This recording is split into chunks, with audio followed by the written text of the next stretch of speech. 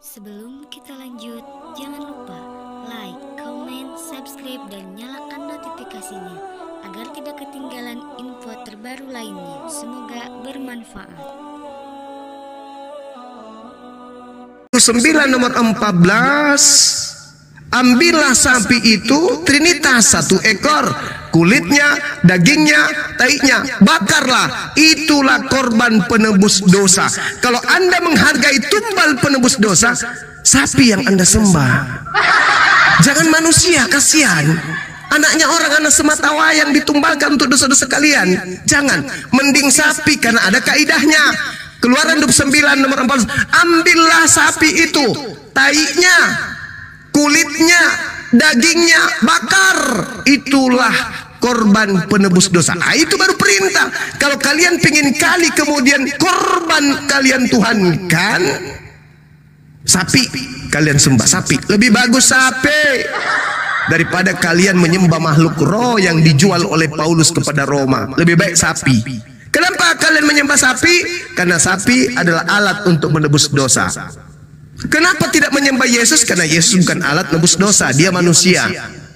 Sedangkan yang diperintahkan untuk nebus dosa itu hanya hewan. Sapi, lu ambil sapi. Ini mau kurban, ambil sapi salah satunya, ambil tainya, ambil 1 karung, 1 kontainer, bakar untuk dosa-dosa kalian. Jangan anak orang. Saya kira begitu saudara admin. Jadi ketika dikatakan Islam memuliakan Yesus, jangan ragukan itu. Kami umat Islam tidak sempurna keimanan kami kalau kami tidak beriman kepada Yesus. Ingat, Yesus itu adalah nama dari Yeshua HaMashiach. Dalam bahasa Arab, Isa Al-Masih. Yesus hanya dikatakan Yesus karena ingin dijual kepada orang Roma yang menggunakan bahasa Yunani. Tapi itu bercerita tentang oknum yang sama dengan apologetika yang berbeda, cara kita yang membedakan, iman kita yang membedakan. Saya kira begitu saudara. Kecintaan kami kepada Yesus jangan Anda ragukan. Setiap kami mengucapkan nama beliau dalam Islam, kami menyebutnya Hosana, Hosana, Hosana alaihi salam dalam bahasa Arab. Alaihi salam, keselamatan atasnya, pujian atasnya. Itu umat Islam. Kata Yesus ketika ia datang, itu roh kebenaran, maka dia akan muliakan aku, dan kemuliaan itu hanya ada di Islam. Saya kira demikian. Saya cari teh sapi dulu untuk tetangga saya. Silakan. Ya Kang Dito, itu disapa dulu. Allahu Akbar. Disapa dulu itu Bang siapa nih? Sama Al, Bang Vano sama Al. Teman-teman bantu di follow juga. Dipromosikan juga akunnya Bunda Mila ya Kang Dito ya. Silakan Kang Dito. Ya, baik. Selamat malam, Juma. Ya, malam bro, Al-Qudus. Iya. Al-Qudus. Iya, saya bertanya sama Bang Juma. Ntar dulu disapa dulu yang satunya Bang. Ntar dulu, sabar Bang, sabar. Nafyu amat. Ntar. Bang Vano, selamat malam. Selamat malam. Assalamualaikum warahmatullahi wabarakatuh. Waalaikumsalam warahmatullahi wabarakatuh. Islam. Ya, di mute dulu Bang ya. Silakan Bang Al-Quds. Ya, selamat malam semuanya ya. Berdasarkan dengan tema yang kalian angkat, ya, Islam memuliakan Yesus. Nah, sekarang saya tanya sama Bang Juma, dasar apa Bang Juma menyatakan bahwa Islam memuliakan Yesus, sementara Bang Juma menghujat Yesus? Ayo. Saya terlahir sebagai apologet, dalam bahasa Islam dai. Apa itu? Orang yang mau melakukan syiar, tablik. Kebetulan saya mengambil bagian dai lintas agama, maka saya mengatakan saya adalah apologet Islam. Apologet artinya pembela Islam. Nah, sekarang ketika Anda mengatakan saya menghujat, saya menghina Yesus, kenapa itu bisa terjadi di permukaan? Karena saya masuk ke ranah kekristenan, di mana Kristen mengimani yang disebut Yesus Kristus itu adalah manusia yang dikutuk, yang ditampar, diseret, diludahin, dan seterusnya. Dan menurut tataran pengajaran Yesus di dalam Bible itu sendiri, ada Kristus palsu yang adalah penyesat.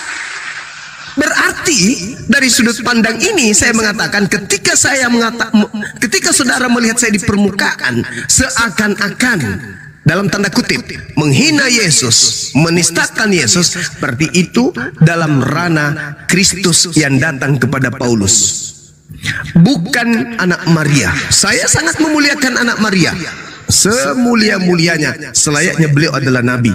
Saya memuliakan beliau. Makanya saya memperjuangkan harkat diri beliau. Saya mencari kemudian orang-orang yang mau mendengarkan bahwa Yesus anak Maria itu adalah manusia suci. Sedangkan yang kalian sembah itu adalah Kristus yang diduga kuat palsu. Itu. Jadi saya sedang berhadapan dengan orang Kristen, kelompok manusia yang menghinakan Yesus dan menggabungkan Yesus anak Maria dengan Yesus yang datang kepada Paulus. Padahal itu adalah dua Yesus yang berbeda.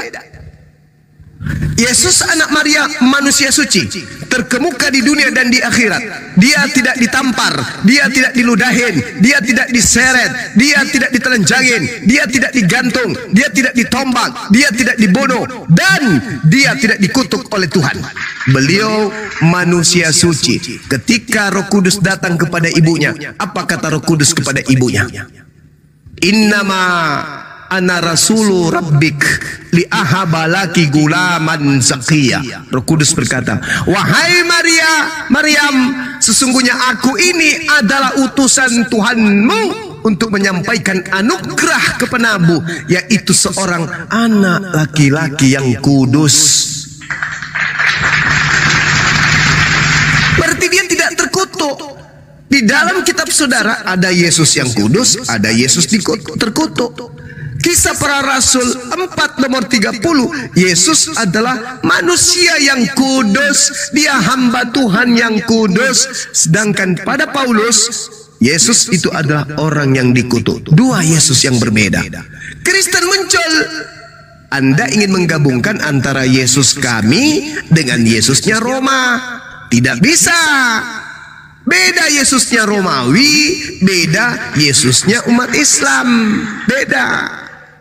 Kalau Yesusnya umat Islam tidak disalib, tidak dibunuh, diberkati dimanapun dia berada, baik di bumi, di rahim ibunya, di langit, dimanapun dia berada, dia selalu diberkati oleh Tuhan. Sedangkan Yesus Roma adalah pengganti dewa Zeus yang dijual kemudian ke seluruh dunia. Dewa Zeusnya Katolik atau Romawi kuno itu disembah dengan mengatasnamakan Yesus kami. Makanya konsep doktrin dan dogmanya itu beda. Yesus datang ketika ditanya, coba Anda lihat di dalam Matius 19, baca 12 sampai nomor 16. Ketika ditanya Yesus, ya paman, apa yang harus aku lakukan supaya aku memperoleh hidup yang kekal? Hebat kali. Ditanya, apa? Yang pertama, jangan membunuh, jangan bersaksi dusta, jangan berzina, hormati orang tuamu, jangan ini, jangan itu, jangan ini, jangan itu, jangan itu, jangan ini. Itu kata Yesus. Orang kaya ini mengatakan apa? Oh, kalau itu saya semuanya sudah lakukan. Yesus mengatakan apa? Kalau begitu kamu sudah melakukan itu semua, berarti tinggal satu.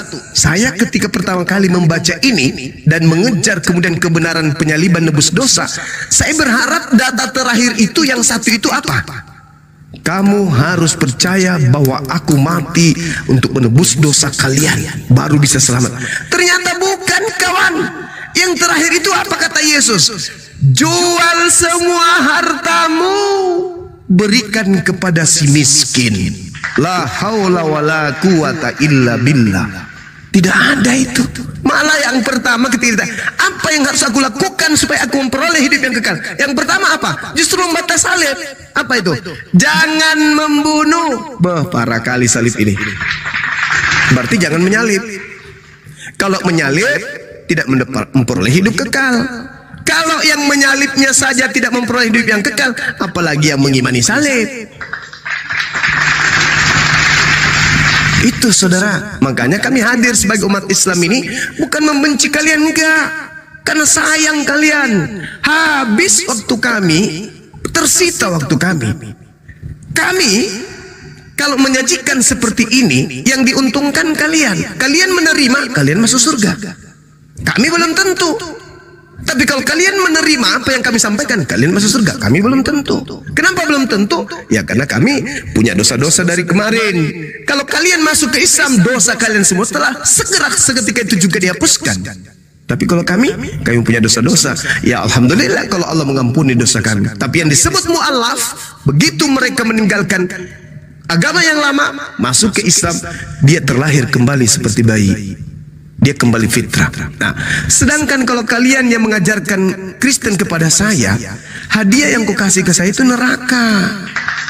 Contoh, bukti di dalam Matius 7 nomor 15 sampai nomor 23. Orang yang memanggil Yesus Tuhan, bernubuat pakai nama Yesus, bermujizat pakai nama Yesus, mengusir setan pakai nama Yesus, diusir Yesus, dikatai Yesus sebagai pembuat kejahatan, dan Yesus tidak mengenalnya. Ketika saya percaya kepada kalian, khotbah kalian, saya masuk ke dalam Kristen, maka Yesus mengusirku. Itu yang hadiah yang kalian kasih ke aku. Aku nggak mau. Tapi kalau Anda masuk ke Islam, apa yang aku kasih? Qad aflahal mu'minun alladzina yaritsunal firdaus. Beruntunglah orang yang Islam ini, orang-orang mukmin ini, karena mereka lah yang mewarisi surga Firdaus. Kepadanya diberikan warisan berupa surga Firdaus. Wow, keren kan? Anda masuk di Islam, Anda cinta kepada Yesus. Tidak ada itu Yesus diludahi, tidak ada itu Yesus ditampar, ditelanjangin, tidak ada itu patung-patungnya penghinaan seperti itu, nggak ada. Murni la ilaha illallah Yesus Rasulullah. Murni, tak ada embel-embel. Itu hidup kekal, kata Yesus Yohanes 17 nomor 3. Hidup kekal itu mereka mengenal Engkau Tuhan yang telah mengutusku, satu-satunya Tuhan yang benar, dan mengenal Yesus Kristus yang Engkau utus. Berarti apa? La ilaha illallah Yesus Rasulullah. Berarti imannya Islam. Wa isqala Isa bin Maryam, ya bani Israel, inni rasulullahi ilaikum. Matius 15 nomor 24. Aku diutus hanya kepada domba yang sesat dari bani Israel. Subhanallah, iman kami mantap kali dengan Yesus ini. Bagaimana dengan Anda? Siapkah Anda diusir oleh Yesus? Udah, kembali ke tema dulu Bang Juma. Ya, kembali ke tema dulu. Bang Ben sudah mulai kencing dia, tapi kencingnya nggak lurus. Sudah mau malam ini, kita kembali ke tema. Ya, silakan. Bang Zuma, tadi QS-nya apa ya? QS berapa ya? Yang mana itu, Bang? Yang kan Islam memuliakan Yesus. Karena apa? Tadi ya, itu aku tadi. lupa QS berapa itu yang menyebutkan. Surah Maryam. Surah Maryam. Oh iya, Maryam Iya. berapa ya? Maryam ayat berapa itu, teman-teman? A'udzubillahi minasyaitonirrajim. Bismillahirrahmanirrahim. Qala inni abdullah. Ayat 30 sampai 30 35. Tiga, Masya Allah. Ini adik-adik saya yang pintar-pintar. Masya Allah. Subhanallah. Oh iya. Berarti pada intinya karena taat ya, Bang Zuma ya, sehingga dimuliakan ya. Nah, dimuliakan oleh Allah. Dimuliakan oleh Allah. Ini kan Islam memuliakan Yesus karena Yesus taat. Berarti waktu itu Yesus sebagai seorang Yahudi yang taat, begitu ya? Iya, dia seorang nabi. Iya. Jadi karena ketaatannya sebagai seorang Yahudi, sehingga Islam atau Tuhan memuliakan Nabi Isa. Iya, beliau memang nabi yang diutus. Dari bayi beliau sudah bicara, Bung. Oke. Ketika ibunya dituduh berzina, beliau membela ibunya. Ini Abdullah, ibuku bukan seorang pesina. Aku ini adalah hamba Allah. Atani alkitab wa ja'alani nabiyyan. Iya, Bang Zuma. Pertanyaan berikutnya nih.